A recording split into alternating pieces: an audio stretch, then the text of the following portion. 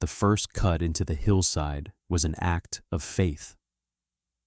Elias felt it in the jarring shock that ran up the hickory handle of the shovel, through his arms and into the solid plane of his shoulders.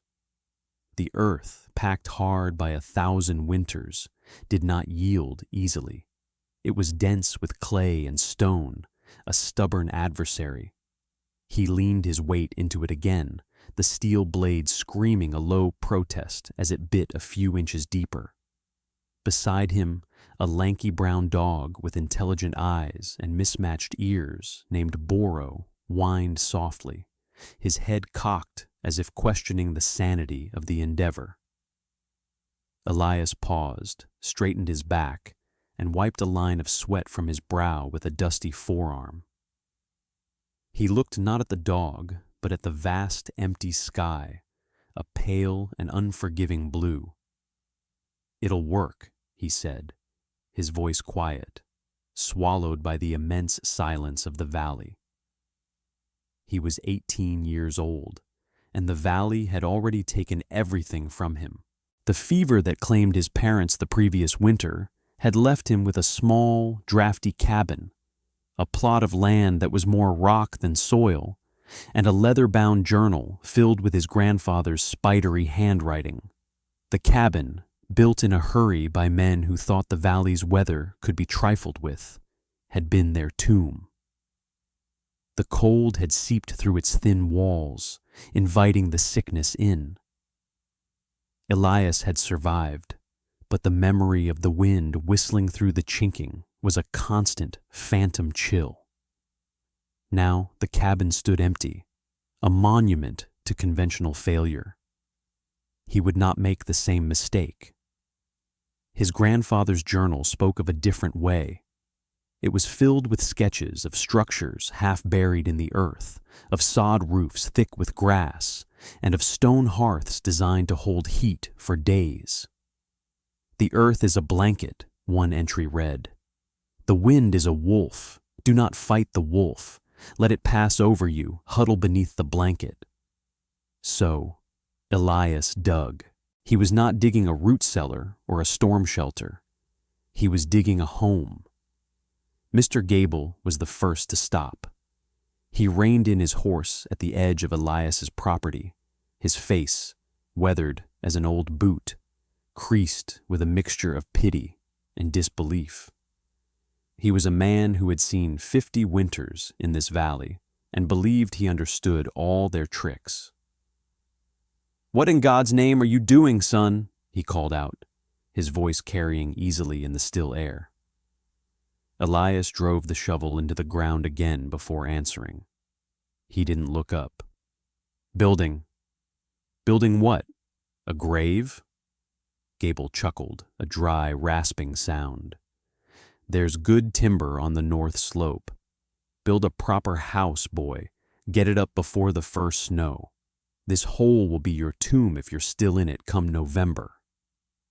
"I have a plan," Elias said, his words clipped. He tossed a shovelful of reddish dirt onto the growing pile.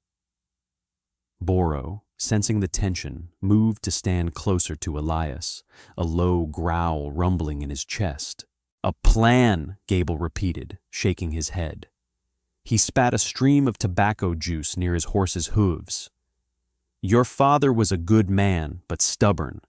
I see he passed it on. Don't be a fool, Elias. The ground freezes 12 feet deep here." He waited for a response that didn't come, then clucked to his horse and rode on, the judgment lingering in the air long after he was gone. Weeks passed. The hole grew deeper, wider. It was 14 feet deep at the back, 20 feet wide. Elias worked from the first hint of dawn until the last vestiges of light faded from the sky. His hands, once merely strong, became maps of the work. They were calloused, cracked, and stained with the earth's red pigment. He moved with an economy of motion born of endless repetition. Dig, lift, turn, throw. The rhythm was a prayer, a meditation on survival. Boro was his silent shadow, a constant, watchful presence. The dog would lie at the edge of the excavation, his nose on his paws, tracking the sun's slow arc across the sky. The next visitor was Mr. Sterling, a man whose wealth was measured in cattle and land. He arrived in a polished buckboard, his clothes clean, his face soft. He owned the valley's only general store and held the mortgage on half the farms. He looked down into the pit where Elias was levering a large rock from the wall. "Gable tells me you're trying to burrow your way to China," Sterling said, his tone amused. He did not see a builder. He saw a foolish boy squandering his inheritance. "Just building a home, Mr. Sterling." "A home for a badger, perhaps," Sterling said with a thin smile. "Listen to me, boy. Your father owed me a small sum. I forgave it out of respect. But I won't stand by and watch his only son dig a hole and wait to die in it. It's an embarrassment. I'll advance you the lumber for a proper cabin. You can work it off next summer." It was, by the valley's standards, a generous offer. It was also a dismissal of everything Elias was trying to do. He finally stopped, planting his crowbar in the dirt, and looked up at the man. His eyes were clear, his expression unreadable. "I have enough timber. And I have a plan." Sterling's smile vanished. He saw the same stubbornness Gable had seen. "Have it your way," he snapped.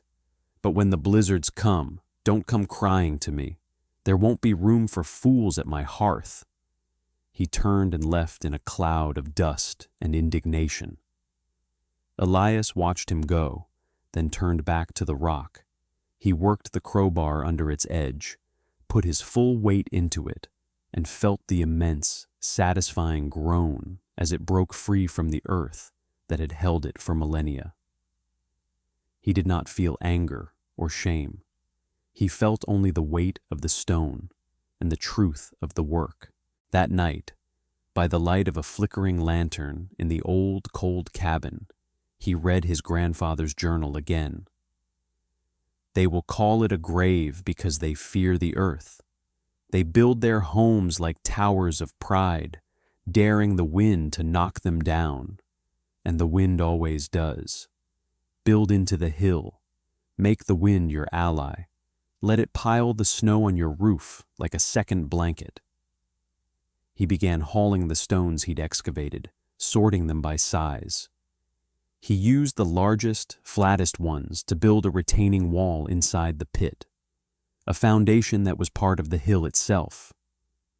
The work was slower, more precise than digging.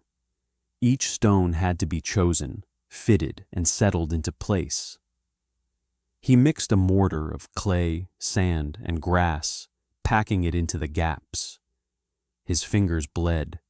His back screamed. But the wall rose, a single, solid course at a time. It was a testament to patience. One afternoon, as he was struggling to place a particularly heavy capstone, a voice startled him. "Do you need help with that?" He turned. It was Alara, Mr. Gable's daughter. She stood at the edge of the pit, holding a small basket. She had her mother's kind eyes, but none of her father's certainty. He had seen her in town, but they had never spoken more than a polite greeting. Elias shook his head, his breath coming in ragged bursts. "I can manage." She watched as he repositioned his grip, bent his knees, and heaved. The stone settled into place with a heavy final thud. He stood, breathing heavily, and looked at her. "My father says you're touched by grief," she said softly, without judgment.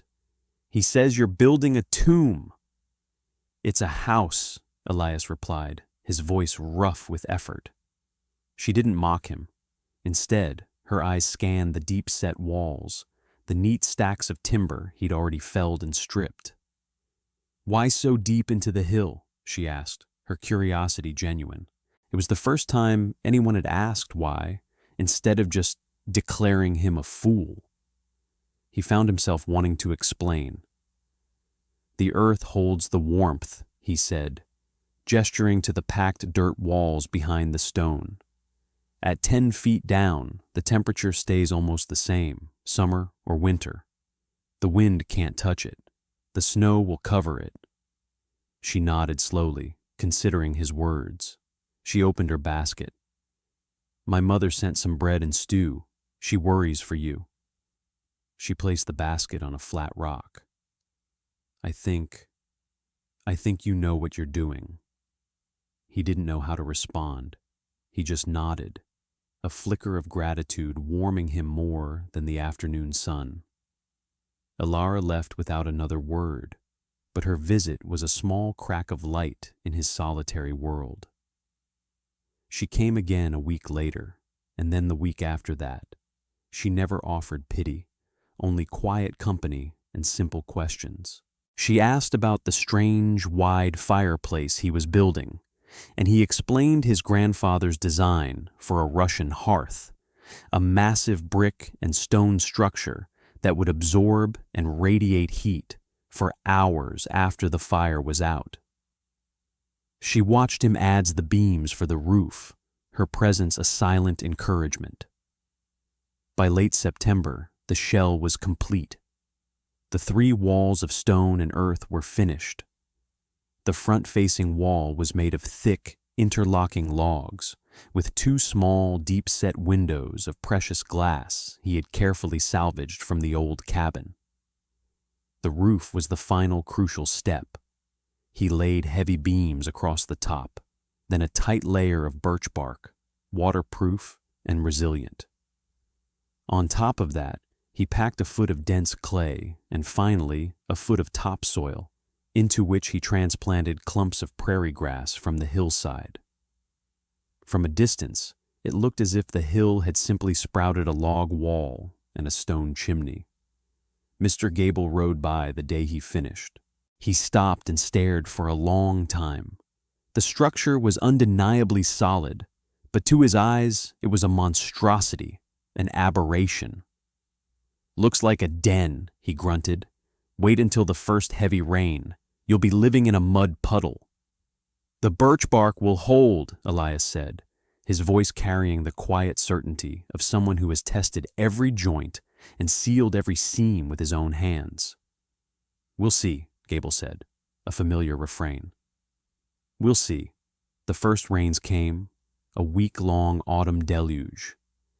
Elias sat inside his new home, listening to the water drum on the earth above him. Not a single drop leaked through.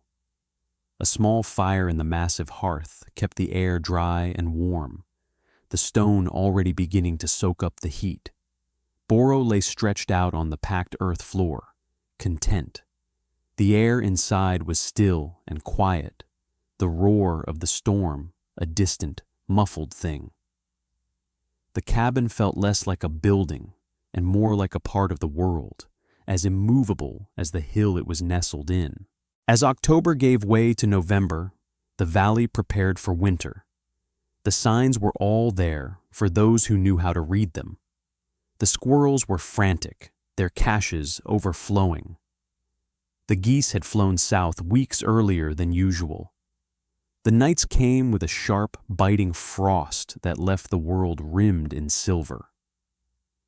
The old-timers in Sterling's store spoke in low tones of the winter of '78, a winter of legend when the snow had buried fences and the cold had split oak trees. "This one feels worse," they muttered, their words turning to smoke in the cold air. Elias worked with a focused urgency. He laid in his supply of firewood, stacking it in a long, dry shed he'd built against the cabin's one exposed wall. He slaughtered his 2 hogs, salting and smoking the meat. He filled barrels with potatoes, onions, and carrots from his small garden, storing them in the coolest part of the dugout.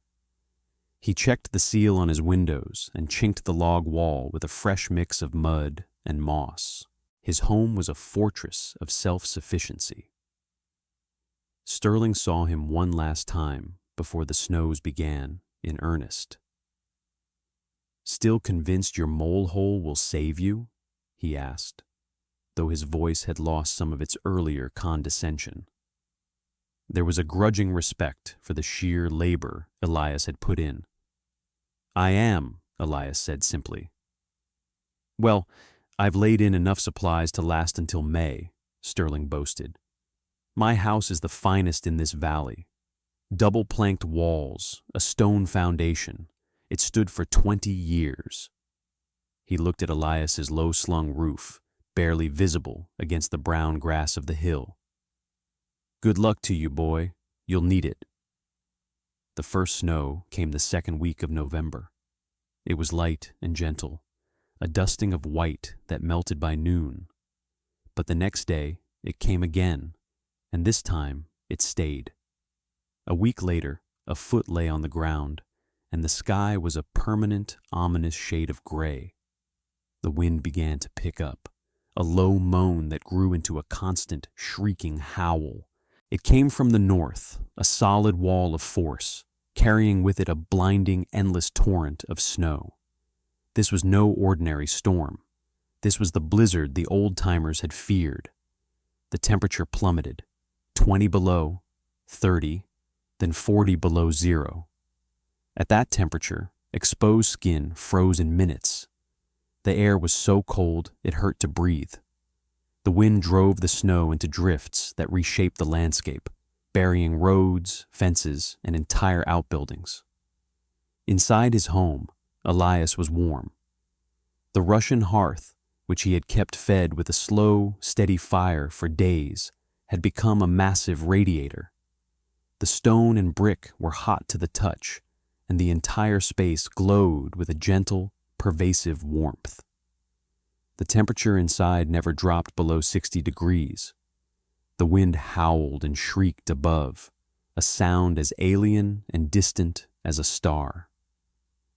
He could feel the weight of the snow piling up on his roof, but it was not a threat. It was insulation. It was his grandfather's second blanket, tucking him in, sealing him off from the white death outside. Boro slept by the fire, occasionally twitching an ear at a particularly violent gust, but otherwise untroubled.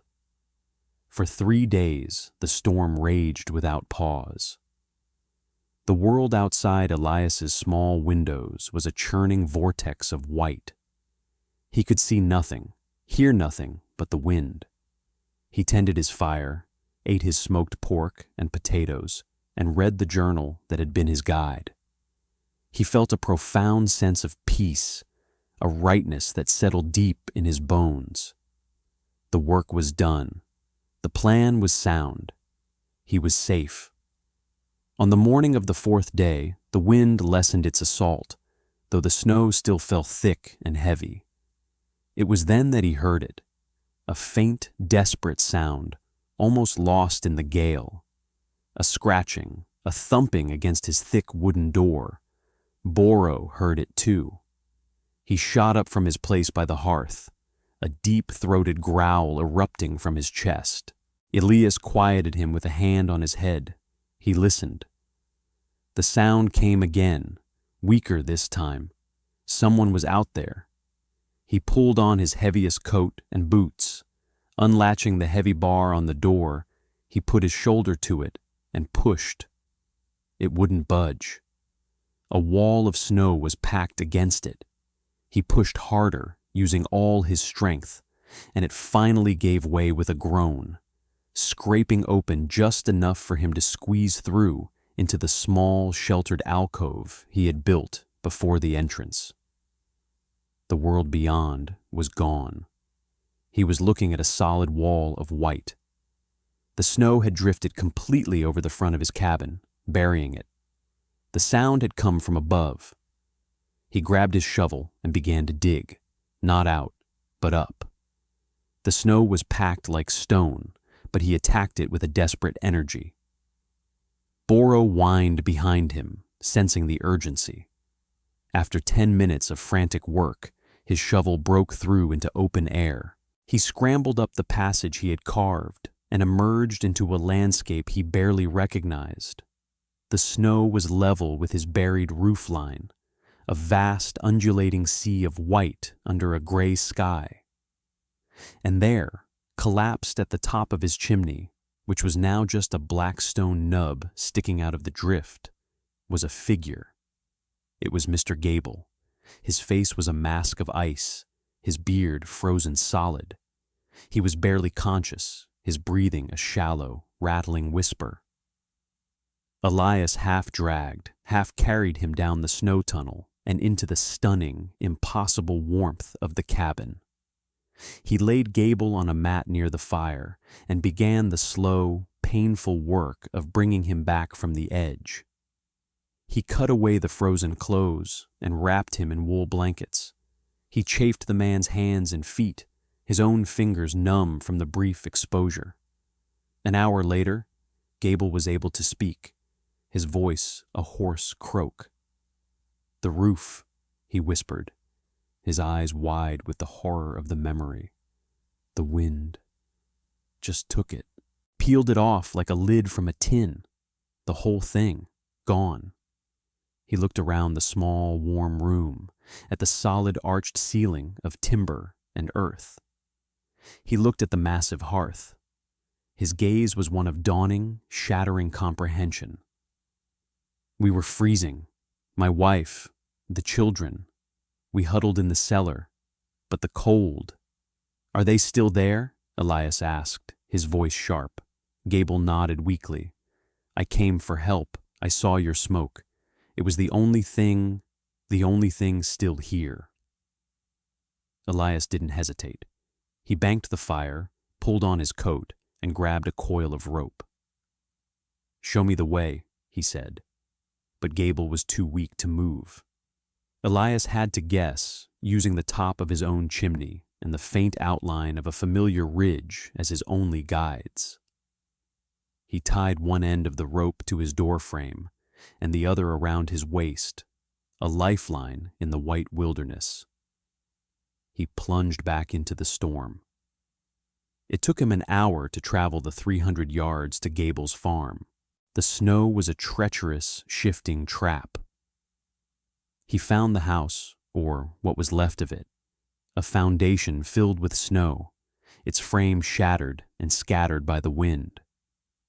He found the cellar doors buried under a 10-foot drift. He dug.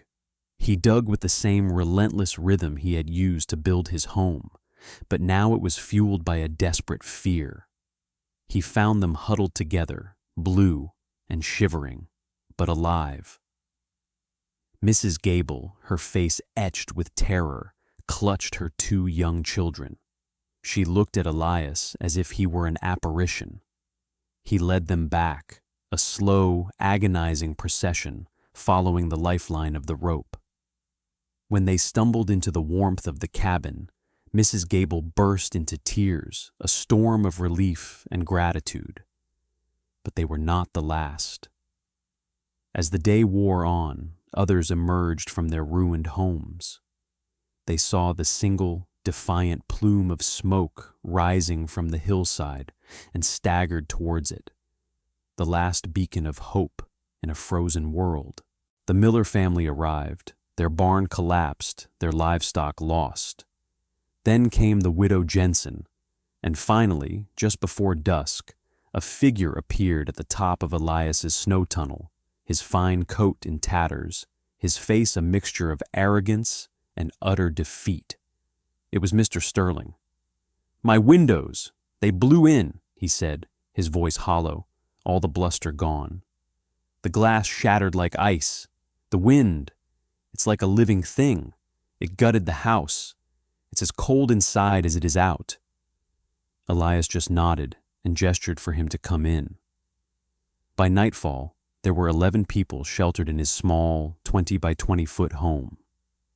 They were a cross-section of the valley, the proud, the humble, the skeptical, the kind. They were packed shoulder to shoulder, a huddled mass of shared humanity, warmed by a fire built by the boy they had all dismissed as a fool. There was no mockery in the room. There was only awe. They looked at the thick walls, the ceiling that held the weight of a dozen feet of snow without a single creak, the hearth that poured out an endless, gentle heat. They were inside the earth, and they were safe. The wolf of the wind howled over them, but it could not touch them. Mr. Gable, wrapped in blankets, sat staring at Elias. There were tears frozen in the corners of his old eyes. "You tried to tell me," he said, his voice thick with emotion. "I called it a grave." He shook his head slowly. "It's an ark. You've built an ark." Sterling, stripped of his pride, simply sat on the floor, his head in his hands. He said nothing, but his silence was a more profound admission of error than any apology. For 2 more days, the blizzard held the valley in its grip. In the small cabin, a community was forged. They shared Elias's food, drank melted snow, and listened to the storm that was erasing the world they had known. Elias moved among them quietly, tending the fire, offering what comfort he could. He spoke little, but his presence was a source of immense strength. He had not built his home to save them. He had built it to save himself. But in saving himself, he had created a sanctuary. When the storm finally broke, the sun rose on a world transformed. It was a landscape of alien beauty and utter devastation. The valley was buried. Only the tallest rooftops and the tops of ancient trees were visible. The work of a generation had been undone in less than a week. Of the 17 houses in the valley, only 1 was untouched. In the weeks that followed, Elias's cabin became the heart of the recovery. It was the command center, the hospital, the mess hall. The survivors, gaunt and humbled, worked together with a unity they had never known. They dug out their homes, salvaged what they could, and counted their losses. The cost was staggering. Livestock was gone. Barns were splinters. But thanks to Elias, not a single human life had been lost to the great blizzard. One day, as they were starting the long process of rebuilding, Mr. Gable approached Elias. The older man's face was somber. "I was wrong," he said, the words coming hard but clear. "Everything I thought I knew about winter, about building, it was wrong. You listened to your grandfather. I listened only to my own pride." He put a heavy hand on Elias's shoulder. "Will you teach us? Will you show us how to build like this?" Sterling was there too. "I have lumber," he said, his voice quiet. "I have money. I'll fund whatever is needed. We'll rebuild this valley, but we'll do it your way." Elias looked from one man to the other.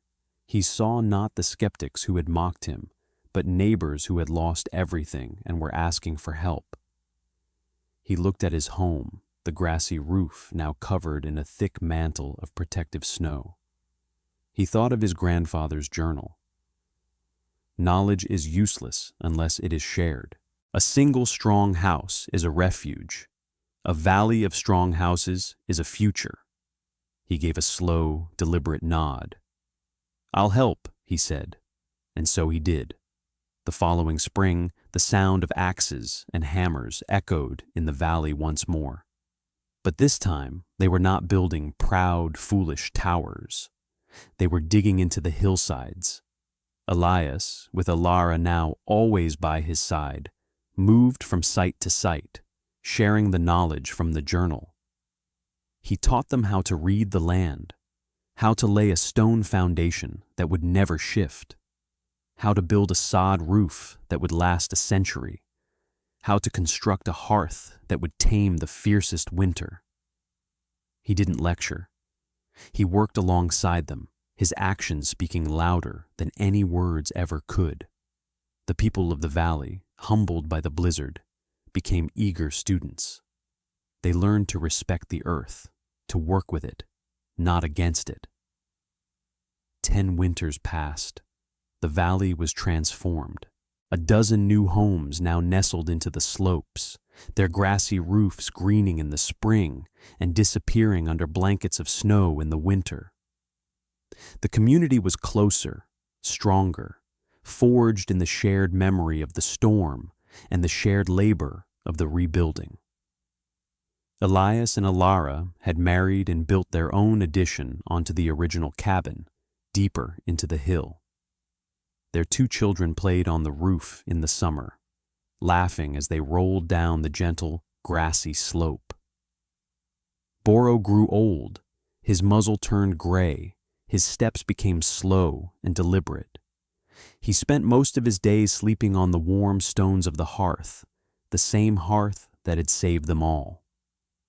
One autumn evening, as the first chill of winter touched the air, he laid his head in Elias's lap, gave a soft sigh, and was still. Elias carried his old friend up the hill and buried him in a spot overlooking the cabin, marking the grave with a simple, smooth river stone. He had been a silent, loyal witness to the whole long journey. 30 more winters passed. Elias became an old man, his hair as white as the snows he no longer feared. His hands were gnarled and thick, but they were still strong. He was the patriarch of the valley, a quiet, respected elder whose wisdom was sought by all. He never spoke of the great blizzard with pride, only with a quiet reverence for the lessons it had taught. He had seen his children grow and have children of their own. He had lived a full and peaceful life in the home he had carved from the earth. He died in his sleep, in the bed he had built, with Alara's hand in his. The fire in the hearth was warm, just as it had been on that first night. The whole valley mourned him. They buried him on the hillside next to Alara, who joined him 2 years later, and just a few feet from the simple stone that marked Boro's grave. Generations came and went. The valley prospered. The story of the boy who dug into the hill became a legend, a founding myth told to children on cold winter nights. The original cabin was preserved, a town landmark. It stood as a monument, not to one man, but to an idea, that wisdom is often quiet, that strength can be found in yielding, and that the earth, if you listen to it, will always provide shelter. A young couple, new to the valley, stood before the cabin one crisp autumn day. The grass on the roof was golden brown, and a thin curl of smoke rose from the stone chimney, for the town kept a fire lit in it from the first frost to the last thaw, a tradition of remembrance. They walked up the hill to the small, fenced-off cemetery. They looked at the 3 weathered stones. Boro's was smooth and unmarked. Alara's red. She was the heart of the valley. And on the largest stone, the one for Elias, was a simple epitaph carved deep into the granite, words he had once said to a skeptical neighbor, words that had become the valley's creed. It read, "I have a plan.